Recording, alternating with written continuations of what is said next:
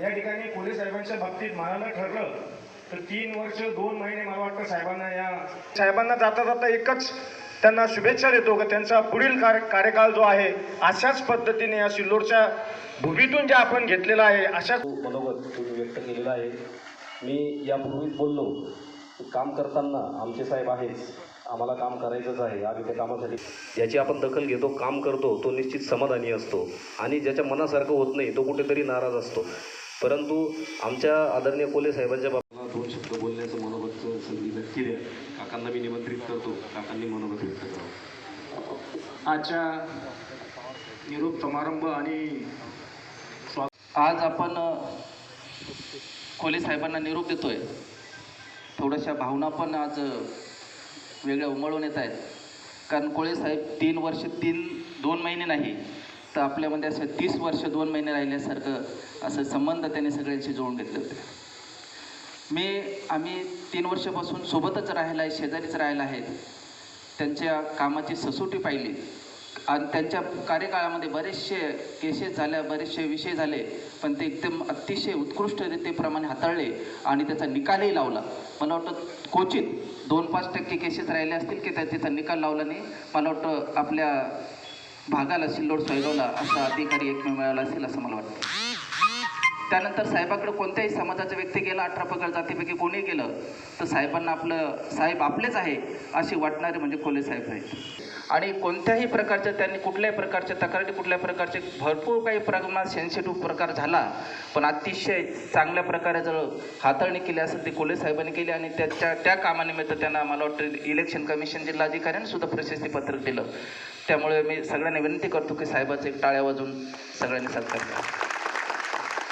यानंतरच आहे संभाजीनगरला CID विभागात जात आहेत, त्यामुळे साहेब आपल्या संपर्कात राहणारच आहे. तिने केलं याच्यापेक्षाही उत्कृष्ट जावो आणि साहेब लवकरच IPS व्हावं अशी ईश्वरचरणी प्रार्थना करतो आणि साहेबांना पुढे आयुष्यात शुभेच्छा देऊन थांबतो. धन्यवाद. त्यानंतर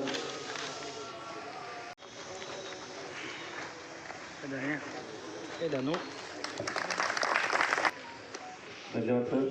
यानंतर सिल्लोड शहर पोलीस स्टेशन येथे कार्यरत असलेले प्रशिक्षणार्थी SDPO मान्य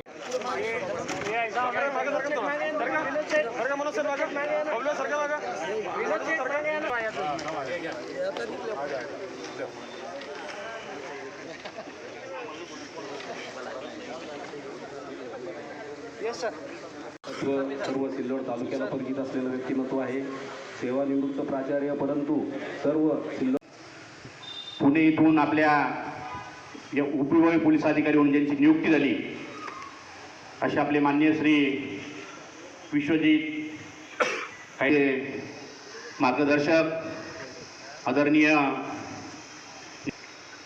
तसेच आपले दुसरे उपविभागीय अधिकारी सोनवणे सर. या सगळ्या प्रसंगामध्ये बोलणाराचं, ऐकणाराचं भावना जरा उचमळून आलेली असतात. 3 वर्ष या शहरामध्ये ज्यांनी काम केलं, अगोदरच्या वक्त्यांनी सांगितल्याप्रमाणे सर्व धर्म समभाव अशा प्रकारची नीती अवलंबिली आणि म्हणून कोल्हे साहेब ज्या लोकांनी या ठिकाणी भावना व्यक्त केल्यात ही तुमच्या कामाची पावती आहे. पोलीस अधिकारी हा शब्द वापरल्याच्या नंतर समाजाच्या मनामध्ये वेगळ्या प्रकारच्या भावना असतात. आपण येण्याच्या अगोदर पोलिसाच्या बाबतीमध्ये आदरणीय जोशी साहेबांनी अत्यंत व्यवस्थित अशा प्रकारची एक रनिंग कॉमेंट्री केली आणि पोलीस खात्यामध्ये कसं करावं लागतं, काय करायला पाहिजे, काय दुःख असतात वगैरे या सगळ्या अडचणी मांडल्यात.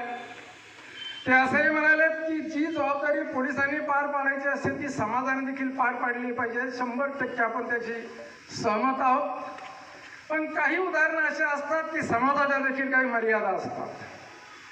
मेन रोडवर जर एखादी गाडी रॉंग साईडने उभी असेल आणि एखादा विचारवंत वयस्कर माणूस त्या माणसाला सांगण्याकरता गेला तर तो पहिल्यांदा विचारेल की हु आर यू, तू कोण आहेस, आणि मग तू कोण आहेस असं विचारून अपमानित होण्यापेक्षा अगदी कशी तरी अंगावर जर खाकी वर्दी असेल, अगदी साधा कॉन्स्टेबल असला तरी त्याला मात्र असा प्रश्न विचारण्याची त्या समोरच्या व्यक्तीची हिंमत होत नाही. म्हणून जी कामं वर्दीतल्या माणसांनी करायची असतात ती त्यांनीच करायची असतात. पण तुमच्याकरता सपोर्ट मात्र समाजाच्या विचारवंताचा जरूर असतो. शहराच्या सांस्कृतिक कार्यक्रमामध्ये कार्यक्रम व्यवस्थित व्हावा, कुठलाही गालबोट लागू नये. मग तो शिवजयंतीचा कार्यक्रम असेल, तो बाबासाहेब आंबेडकरांच्या जयंतीचा कार्यक्रम असेल, तो गणेश विसर्जनाचा कार्यक्रम असेल, तो ईद मिलनचा कार्यक्रम असेल, म्हसोबा यात्रेचा कार्यक्रम असेल, कोणत्याही प्रकारचा कार्यक्रम असेल, त्याच्याकरता शांतता समिती फार वर्षापासून गठीत झालेली आहे. त्या समितीचं मार्गदर्शन घ्यायचं असतं आणि हे लोक मिरवणुकीमध्ये हजर असले तरी त्यांच्याकडे पाहूनच बऱ्याचशा गोष्टी पोलीस खात्याच्या आपोआपच सुटत असतात. पण त्या लोकांनी स्वतःहून जर कायदा हातात घेतला तर मात्र चालणार नाही. म्हणून अशा पद्धतीने या शहराच्या पोलीस स्टेशनच्या कार्यक्रमामध्ये 1972 पासून मी जोडलेलो आहे की ज्या वेळेला सिल्लोडला एकच पोलीस स्टेशन होतं आणि PSIची पोस्ट होती.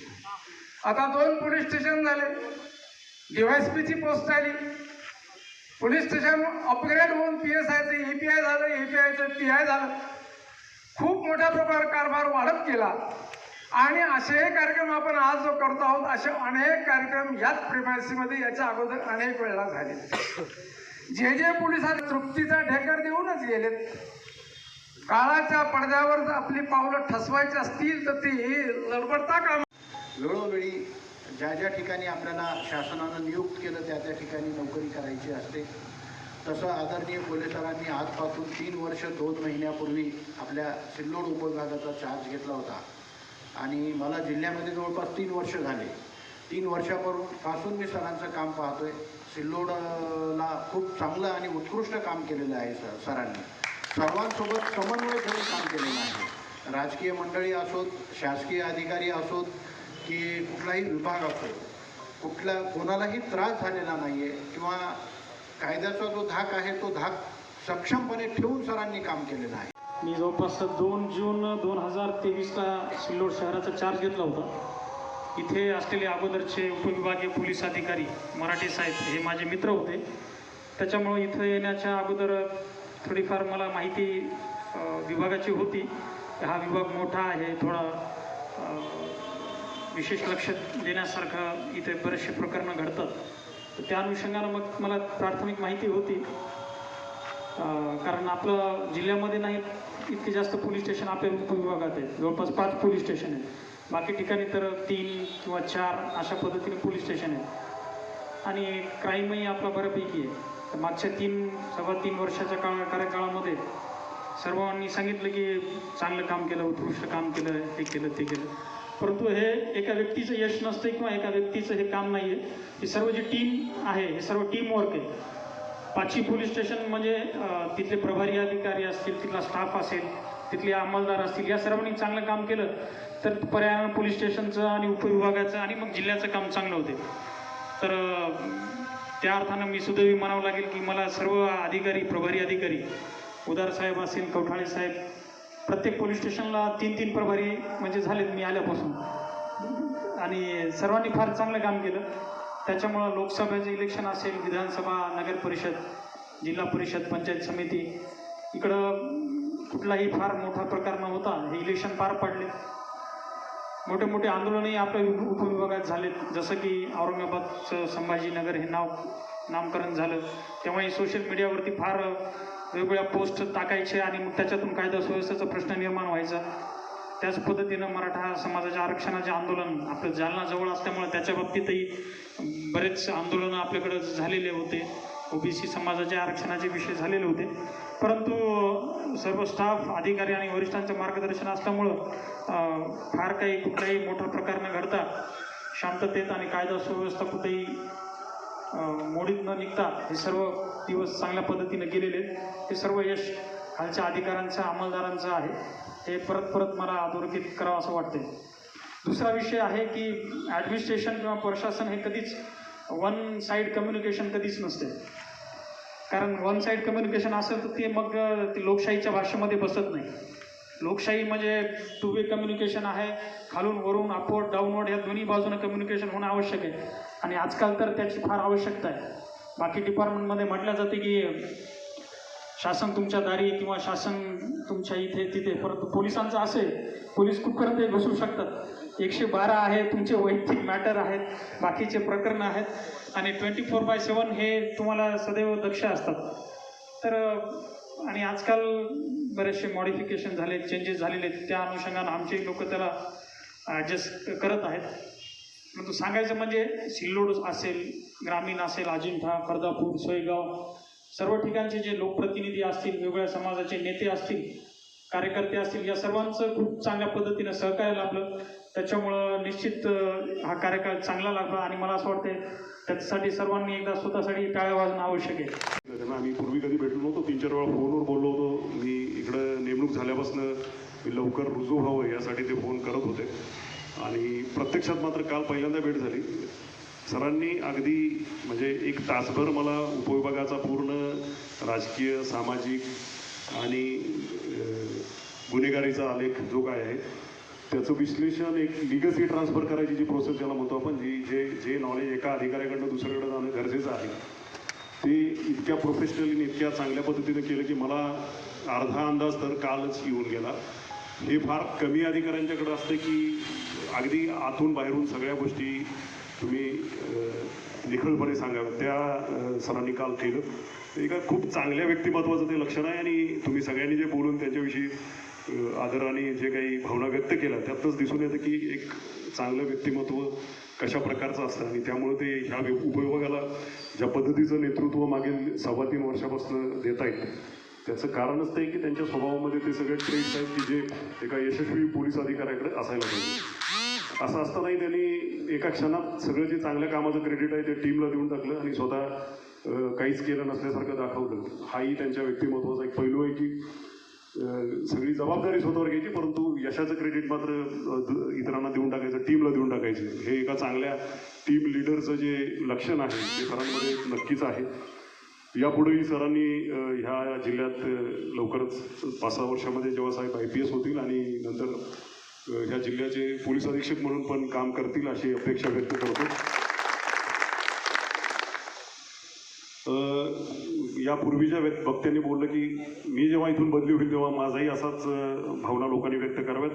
पूर्वीचा माझा अनुभव काही एवढा चांगला नाही. माझ्याविषयी मी बदली झाल्यावर 90% लोकांना जरी वाईट वाटलं तरी 5-10% लोक खूप खुश असतात. तर मी हे इथंही घडणार त्या बाबतीत मला नाईलाज आहे कारण मी माझी कामाची पद्धत थोडी तशीच आहे आणि मी ती तशीच ठेवणार. कायदा सरांनी जसा कायदा राबवायचा प्रयत्न केला मी 100% ठोकून कायदा राबवणार आणि त्याच्यामध्ये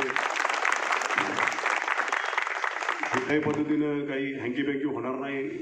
कायदा फर्स्ट अँड फॉरमोस्ट आम्ही मानत आलो त्याच पद्धतीचं काम इथं होणार. मला यापूर्वीच्या पोलिसांचा अनुभव आहे की मला फारसे कोणाचे फोन यायचे नाहीत. फारच रेअरली कधी एखादा मी DJ बंद केले किंवा असं काही केलं तर फार वरच्या लेवलवर एखादा फोन यायचा. परंतु मला वाटतं फोन करायला काही हरकत नाही. आम्ही तुमच्या सेवेसाठी आहोत. असं नाही की कुठं आम्ही इथं रूल करायला आलो किंवा काही वेगळं पोलिसिंग करायला आलो आहे. आम्ही बेसिक पोलिसिंग करणार आणि त्यामध्ये सर्वसामान्य नागरिक जो आहे त्याला केंद्रबिंदू मानून आम्ही आमचं पोलिसिंग जे सरांनी चालू ठेवलं आहे तसंच चांगल्या पद्धतीनं पोलिसिंग, चांगली जी सिस्टम सरांनी सेट केलेली आहे त्या तशाच पद्धतीनं पुढं चालू ठेवणार.